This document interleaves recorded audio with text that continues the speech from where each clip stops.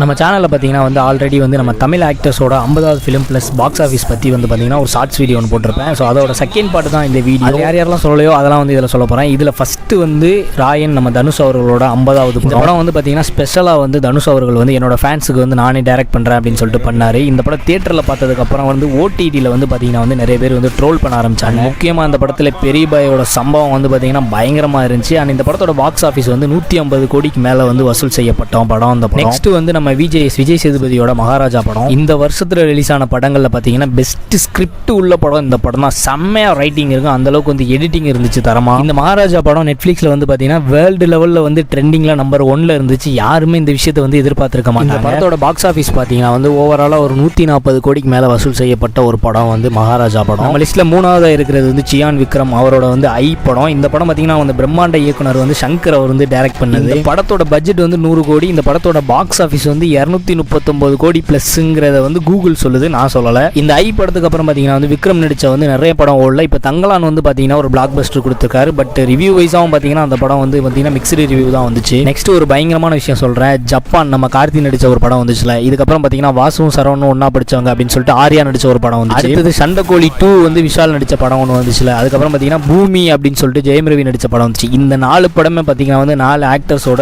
25வது படம். 4மே வந்து ஃப்ளாப் ஆன படம் நினைக்கிறேன். 4 பேருமே ஒரே மாதிரி வந்து ஃப்ளாப் லிஸ்ட் கொடுத்துருக்காங்க 25வது படத்தை. பேக் டு த டாப் அப்படின்னு சொல்லிட்டு வந்தோன்னு வைங்களேன். ஆப்வியஸா வந்து பார்த்தீங்கன்னா நம்ம தல அஜித்தோட மங்காத்தா படம் தான் பார்த்தீங்கன்னா வந்து பிளாக் பஸ்டர் 50வது படம். என்னோட ரொம்ப பிடிச்ச படம் அந்த படம். அதுக்கடுத்து நம்ம தளபதி விஜயோட வந்து சுறா படம். இந்த படம் வந்து நிறைய ரிவ்யூஸ் வந்துச்சு. நிறைய பேருக்கு இப்போ வரைக்கும் ஒரு சிலர் வந்து பிடிச்சிருக்குங்கிறாங்க. அந்த 3/4 பேருக்கு இந்த படம் பிடிக்கலன்ட்டாங்க. ஆனால் பாக்ஸ் ஆஃபீஸ் வைஸாக ஒரு மாதிரியான படம் தான் அந்த படம். இந்த மாதிரி மூவி சம்மந்தப்பட்ட நிறைய விஷயங்கள் தெரிஞ்சுக்கிறதுக்கு மறக்காம நம்ம சேனலை சப்ஸ்கிரைப் பண்ணிட்டு அந்த பெல் ஐக்கான் கிளிக் பண்ண மறந்துடாதீங்க.